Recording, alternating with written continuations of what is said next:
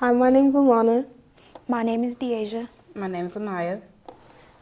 and we are YLAG, seeking to make a difference inside of our community. And today we have Coach Powell. Coach, Hello, would how you are like? you? We're all fine.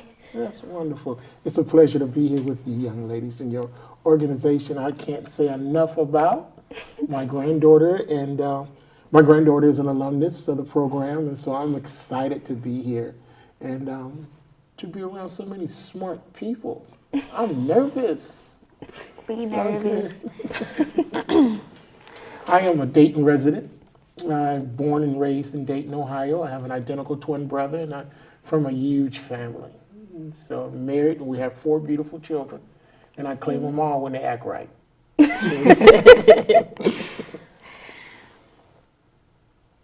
So that's it on me.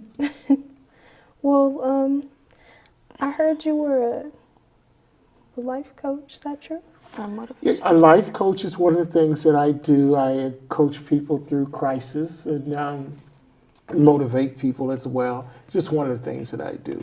For the most part, I'm a trained counselor, and I teach at Stony Brook University as an adjunct professor on issues almost pertaining strictly to children of color and adolescents. And I'm an author, and I do motivational speaking as well. So that's what I like to do. Well, today we would like to ask you a few questions. Go ahead. What made you want to be a motivational speaker?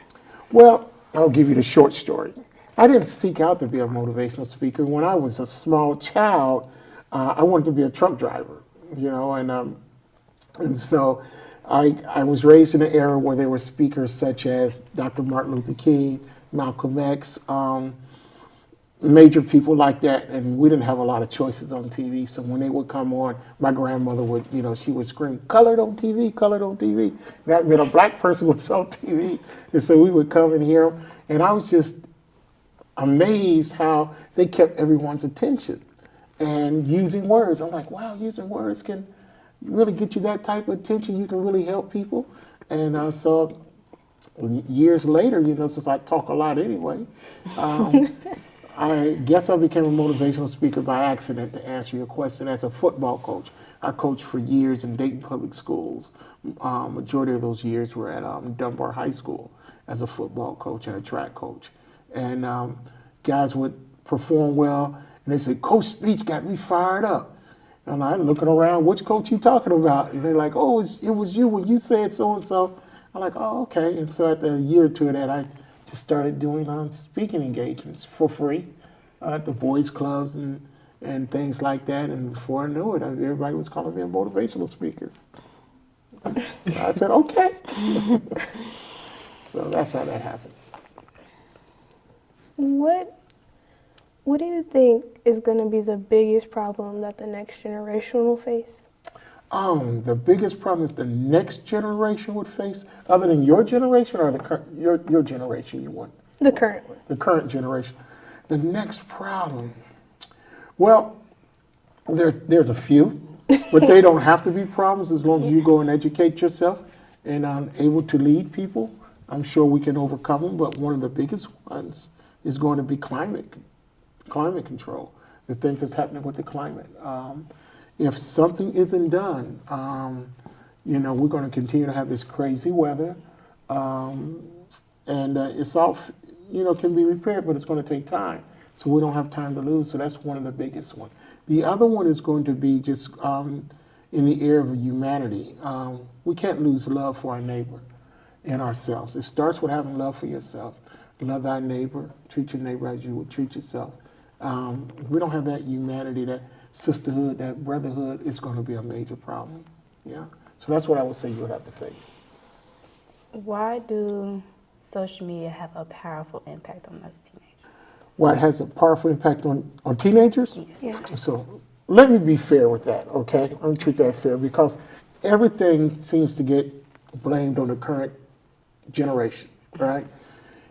Back in my day, or even before me, it wasn't called social media. It was just called gossip and television, on the telephone, right? You only had one line, So people had an inkling to just spread the gossip. And so it had influence. The media always had influence on people, always has, always will, as long as we consume it the way that we consume it. You know, there's only 24 hours in a day. The average study now at a Stanford University is saying you are consuming 18 hours of information, and you have no way to really filter whether what's true and what's not true. And that's where the problem comes in. So social media becomes your guide.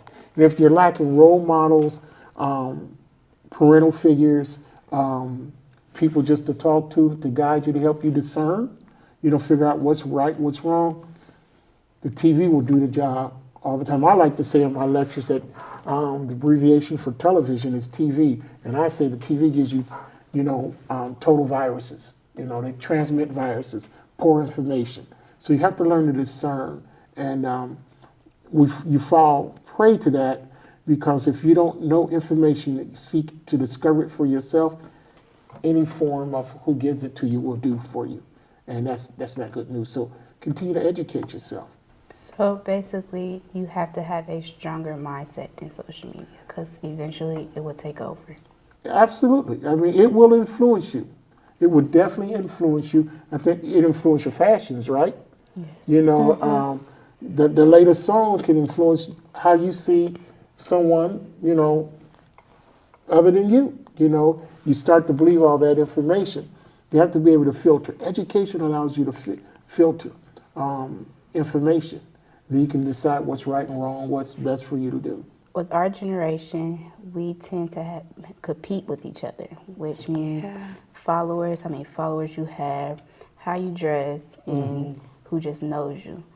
So I feel like that has a lot to do how we act, because we feel like we have to look a certain way when we walk out the house, or if we go to a school, we have to have this much followers. Because if you have that much followers, then we're not cool, or we would just use that certain type of language.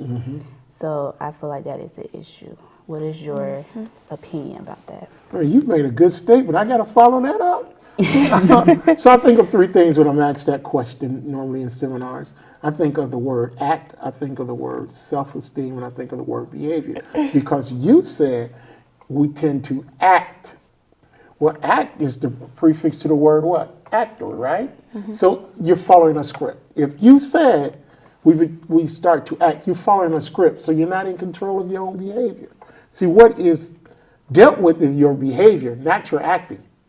See, so you follow that script, and if that produces a certain behavior, that behavior can be dealt with by the law, by family, okay? So it's important to understand that you still have to find what's good for you. So just knowing that you act that way because of the influence should be a strong key to you. Oh, wait a minute. I'm not going to do it just because she's doing it or he's doing it or the latest star is doing it. It's not good for me. It may not fit you. Keep in mind that's a script. They get paid to act like that. I always tell my young people, when you see someone die in a movie, guess what? They go home when the job is done. They're not really dead. So if we get out and act that same behavior, that same aggression towards one another, we're not getting up when they pull that trigger. Or when we take a fatal blow to the head. We're not getting up. So remember that. The second thing I would say is about our esteem. It's three levels of esteem. There's high esteem, you've heard of that, right? Low esteem, right? Then there's remote esteem. High esteem is quite obvious. You feel good about yourself, very confident. You're not afraid to talk on TV. That's high esteem. You show high esteem tonight.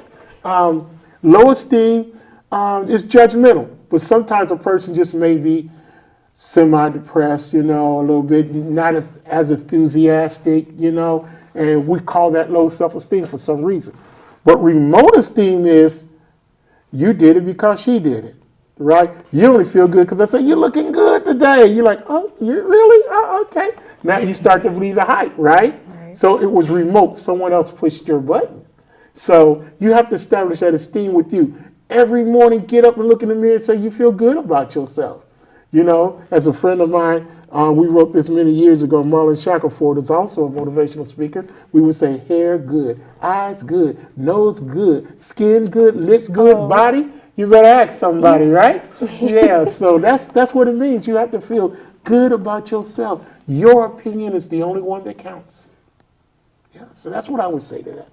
I love him. He's been in my school a few times. Yeah, he's very popular, very popular. Relationships. Us young teenagers. Relationship with your puppy, your cat, your pet. You have to clarify for me now. No, us with a significant other. A significant other. So, Mom, dad, that helps. okay, another A male. a male. Oh, okay, boyfriend, girlfriend type Yes. stuff. I don't know anything about that. We feel the need that we have to, well, I ain't gonna say have, but we choose to be in relationships. Mm-hmm. And how would you respond? Like, what would your opinion to be to that? Us teenagers get be in relationships and we're just saying whatever to each other, and it's not true. Do you feel like, and also like, do you feel like it should be based off of age or maturity?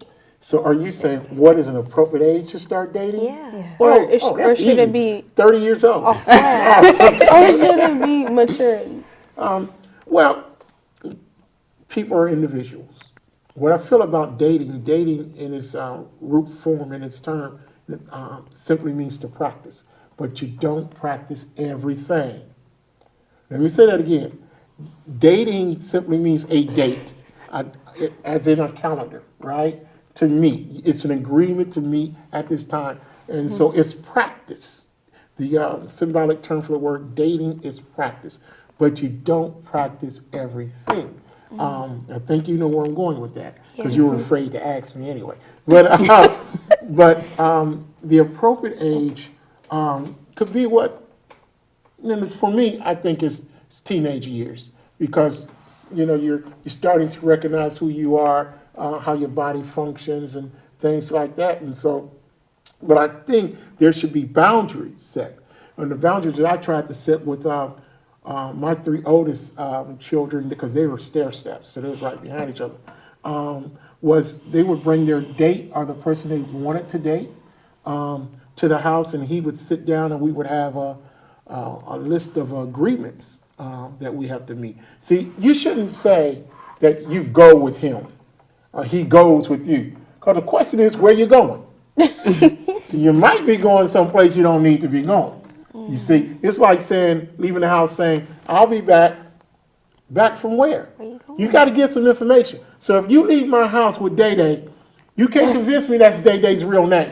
I want to know his government cheese name. I want to know his birthday. I want to know whose his people is. Excuse me for grammar. But you understand my point. Because, we get some bad information like you haven't been home in 2 days, or it's 11 o'clock, you're not back yet. Police, who is she with? Day Day who?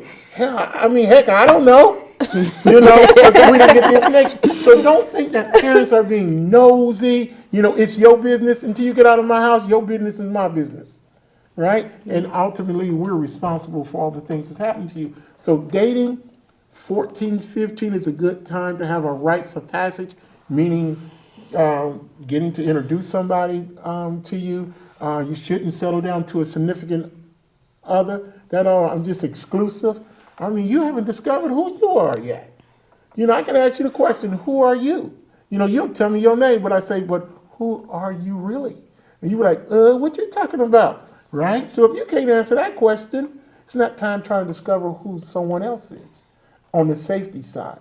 But relationships happen. You wouldn't be the first generation to have a relationship. But this generation seemed to jump straight past, I'm getting to know you, to I love you. Yeah. Yeah, and if he doesn't say it or if you don't say it, it becomes an issue. And like you said, social media is very influencing. So jealousy creeps in quite a bit. From the moment you say hello to somebody else say hello in the cafeteria. What you say hello to her for? All this type of stuff. You feel bad till you find out it's his cousin, his real cousin, right? Yeah. So I'm just saying it's a lot. Even adults. You know of adults who've had some complications in their relationships, right? Mm-hmm. They get divorced, right? And you think you had it figured out at 16? Please, help me out here now. So I would say it's a proper place. You should date no one that your family hasn't interviewed or don't know. And he or she should want something in life. Why date someone who cut class every day, who go to school and do nothing?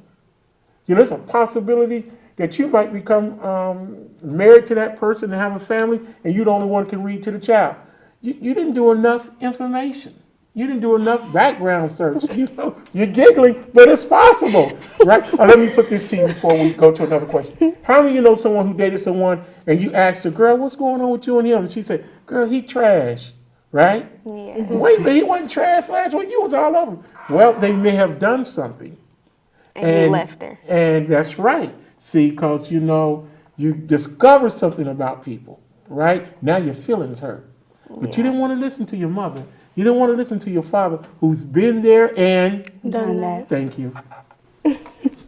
Okay, so with that being said, why do we have to bump our head to like figure out that situation? Because when our parents tell us the truth, we don't want to listen to that because we go to back with some people, and we just have to bump our head to find out that was really true. Yeah, so yeah. why do teenagers have to go through that stage? That's an excellent question. I'm telling you, we go through that stage simply because it's a rites of passage. Rites of passage means experiences make you stronger. You heard that one? What is it? If it doesn't kill you, Makes you stronger. it makes you stronger. I don't know if that's exactly true, but that's what it means in essence. And your parents, they love you so much, they'll do anything for you. They'll do anything, and that's to tell you the truth. You know, you bump your head because you want to be right.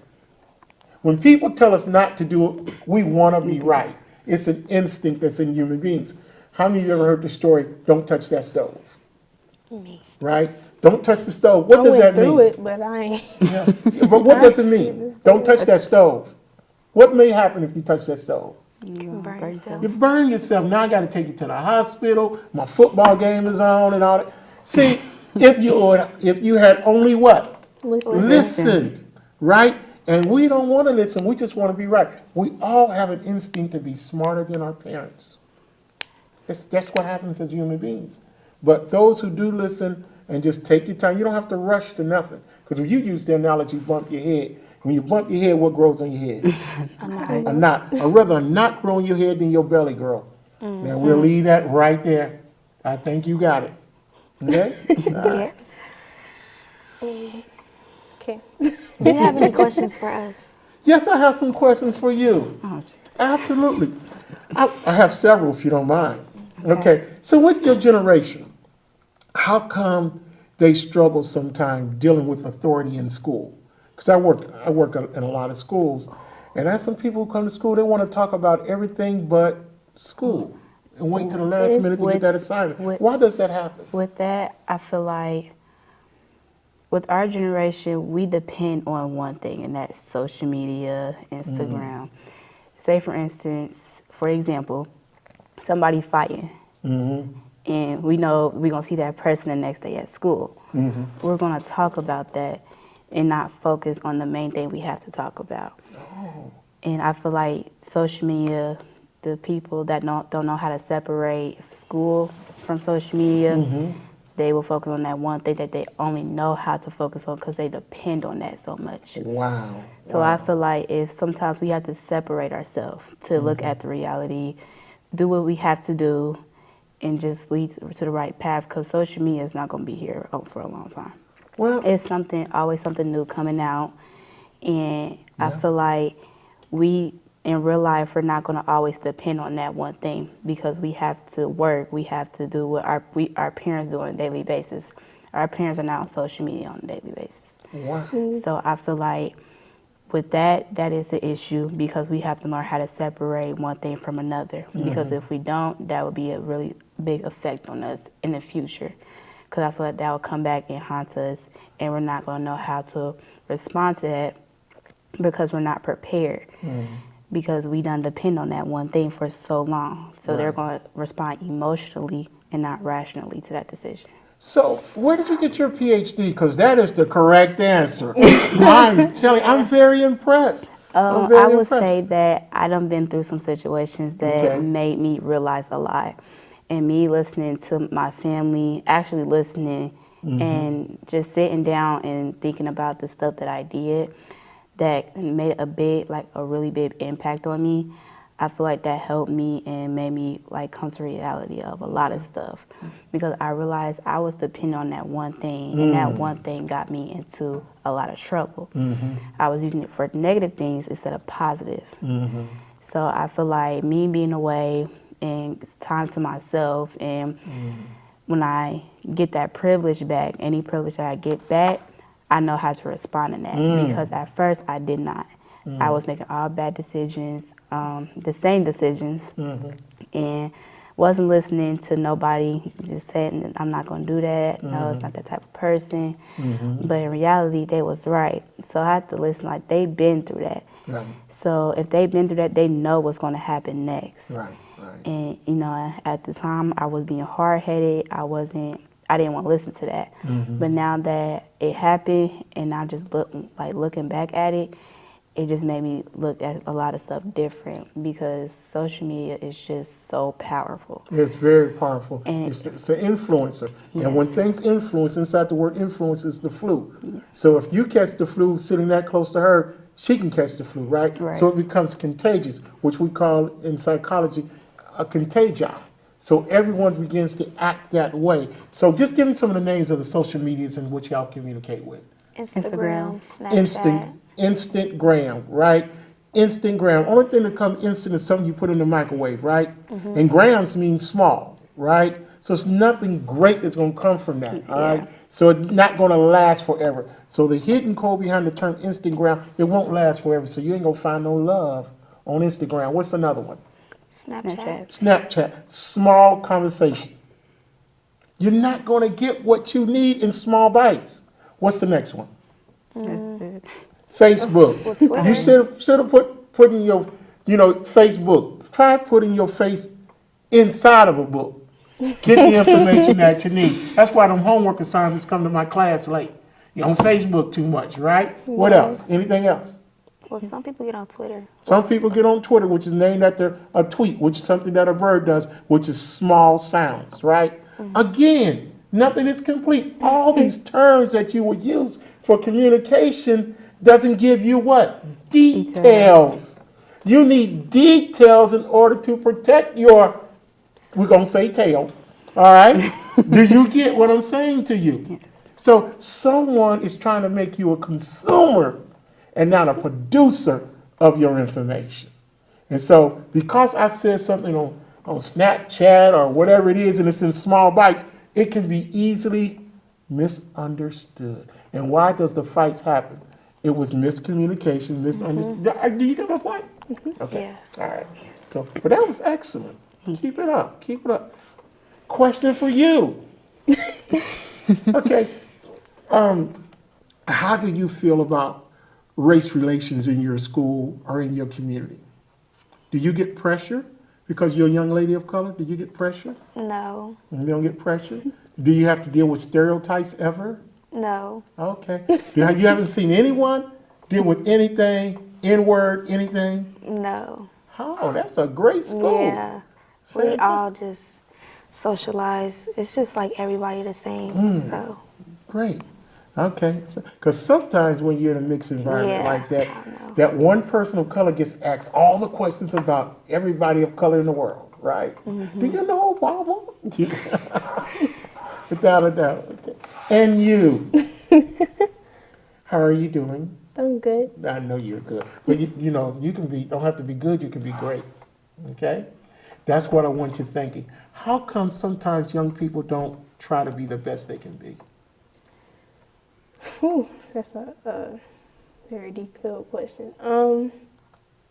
Well, I feel like sometimes you got the people that won't try hard enough and will just give up. Because I have a friend like that, and I try to help her with that. I can't watch nobody go down like that. That's not good.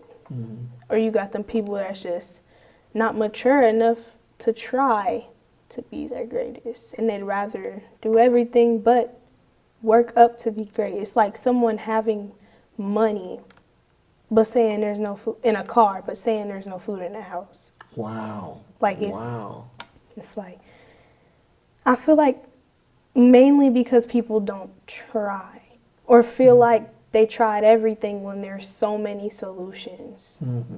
And if you don't have a solution, they don't try to find one or see someone to help them find one, or like. Yeah. You know what I think too, to piggyback on what you just said, oftentimes people become comfortable inside of a struggle. You know, let's say none of us at this table can swim. But if they threw us over into the Atlantic Ocean, I can't speak for you, but guess what I'm going to try to do? Try to swim. I'm going to try, and guess what you're going to try to do unbeknownst to you? Like, I at least know I can float. Yeah, but you're going jump to up a start little throwing those arms, kicking them feet. I ain't never took a lesson, but I don't want to go right now, right? Yes. Right? It's inside of you to be a winner, you know, to be successful. Let me give you this last one. Everyone tells you to have success, don't they? Yes. They tell you to have success. But you got to remember this. The reason why it's so difficult to have success immediately, success is spelled in 7 crooked letters. Say, It's never a straight shot. 7 crooked letters. It's been a pleasure. It's been so nice to talk to you and have this So conversation. when we going to do it again? Soon. Hopefully very soon. Y'all heard her. She said soon. All right. It's all good. Well, thank you for inviting me. It's been a pleasure being here. Pleasure Thank you having for you. talking to us. Oh, thank you. Is it when they gonna stop the Okay. Well, this has been a very inspirational and great time with Coach Powell. Thank you. And we'll catch you later.